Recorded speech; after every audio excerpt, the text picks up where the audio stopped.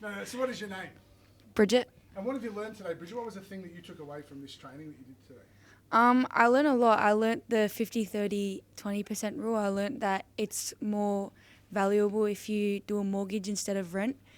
And I learned that, yeah, I learned a lot. Did they cover the whole, like, actually getting enough of a deposit, how you raise a deposit? Yeah, they did. They covered it by explaining it to us and like showing that if you like take away. Wait, what's the deposit? So how much you need to save before you can get a mortgage? Remember, you need a little bit of money before. Oh yeah. If you like save a little bit at a time, like even if it's just like $5 a week, it eventually adds up. Beautiful. Did they cover with you? So how confident were you about understanding your finances before today? Well, I didn't actually understand how complicated it was and how like complex it was before today. And since you've done the sort of training with Beth and Victoria, what have you found? Are you more comfortable with it now? Yeah, I'm a lot more comfortable. I'm more like, I believe in myself more that I can save now and like trust myself more that I can be more responsible with my money. How much does it cost to get a mortgage broker? I don't know. Oh, were you in that class or the other one? The other one. Oh, okay. They said it was free to get one. Hang on a second. Is there one skill that you really want to learn at the moment about what you're doing with your money?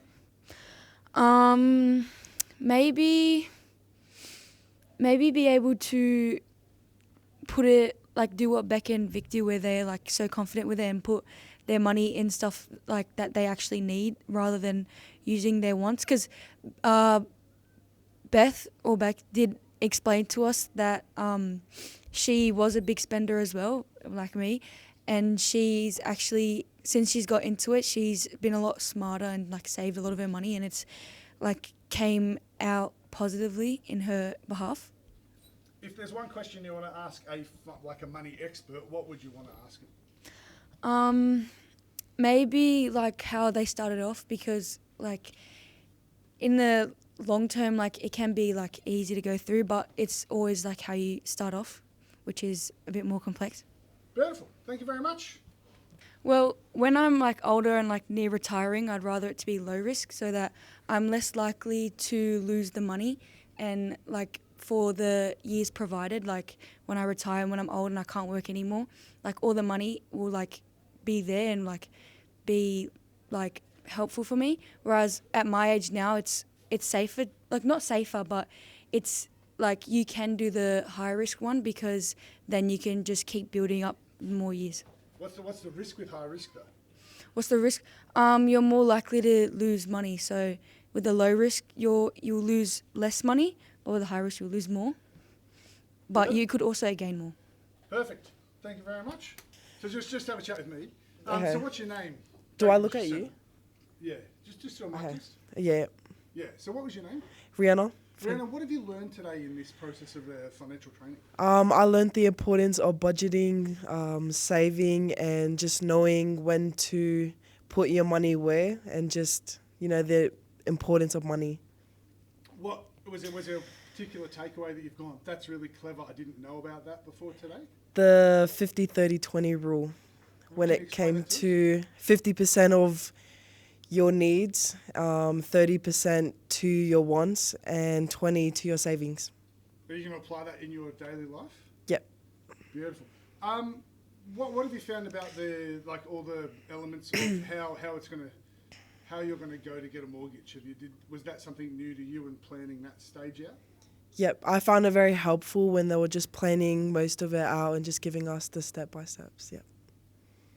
Is there, who do you think would benefit from this sort of training, this little workshop? I think a lot of people our age, like from 10, 11, 12, especially going to graduating,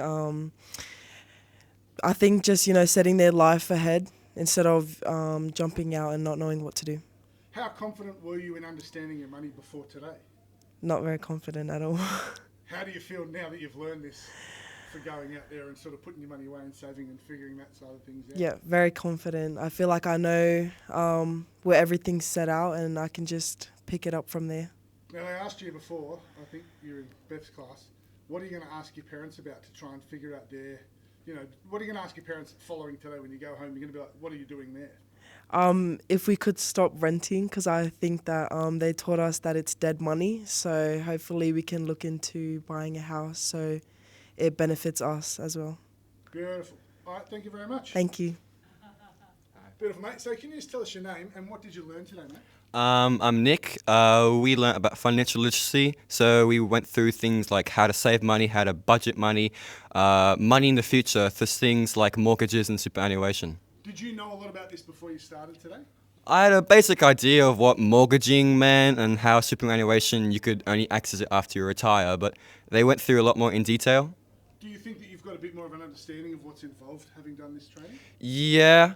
So now I've got some sort of idea of how budgeting actually works instead of just you save money. Now there's a process that works better. So, yeah. Why do you think it's important to have a process just as opposed to here it is and I'll use it as I want it? When you rely on a process, Do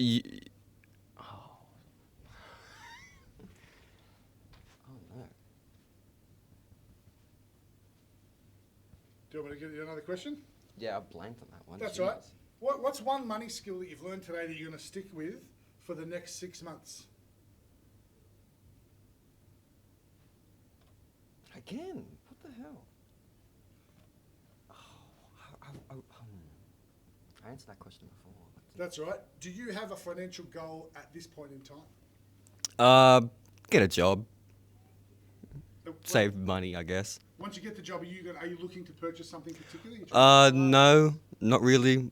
Haven't really thought about any ideas yet. No. Fair enough. When you get money normally, what do you do with it? Are you a spender or do you save it and put it away for a I save it. It's better, I think. So when you want something, it isn't, oh, where's the money gonna come from? It's, okay, I want this little thing. I might not spend as much as I think, but I got a little bit extra to spend it on. What's been something you've rated your savings to buy? I haven't really come up with anything yet. I'm just been saving if a case pops up. Do you save your money just in a piggy bank and keep it at cash at home, or you're putting it in an interest account? And trying to No account, just a wallet back at home. Fair enough. What do you reckon people what do you think people would get from this training? If another school was to take on this sort of training, do you recommend it, and what should they look out for? They should look out for stuff that applies to them. So around our age, people are entering their first time job, and most of them are just getting it because they want money to spend quickly on the shops or something small. But a lot, even me, I didn't really know much of how to spend money in a smart way. And this program has been helpful, as now you know how to better handle your money instead of just recklessly spending it. It's given us some sort of confidence in how do we manage our own money. Beautiful. I'll leave it there, mate. Thank you very much. Do you know that I wasn't part of it rather than just hosting it? I wasn't in there. I'm across it. That's all right. Okay, just going to make it up. No. So, what do you think that the importance of the financial literacy for your students? Right, this okay. training going to Sure, them sure. has benefited them? Yep, okay, all right, that's fine. So that's what you're going to answer Yeah, that. tell us Okay. about that. So is this in terms of levels, it's okay? Yeah. I think in terms of financial literacy, it's preparation for life outside the college. It's more than just theory, it's practical. And I hope that it means students are then prepared to make decisions that are informed rather than making mistakes in their future. You've obviously seen that this is the first sort of time this has been Yep. running this training Yep. program. How do you think getting them those fundamentals early so that they understand, those sorts of powers is important generally? Do you think that's a good thing for students to be across? I think it's essential life skills. So when students learn about financial decisions, when they learn about conditions of the financial market, it means they're more informed than I probably was when I was their age. So it's essential for them moving forwards. And if it's accessible to all students, it would definitely benefit them. The last question, I'll get you Yep. here in a second, is other principals running it from the school, why should they do the fit training and stuff? Do you think that's a good thing you'd advise them to?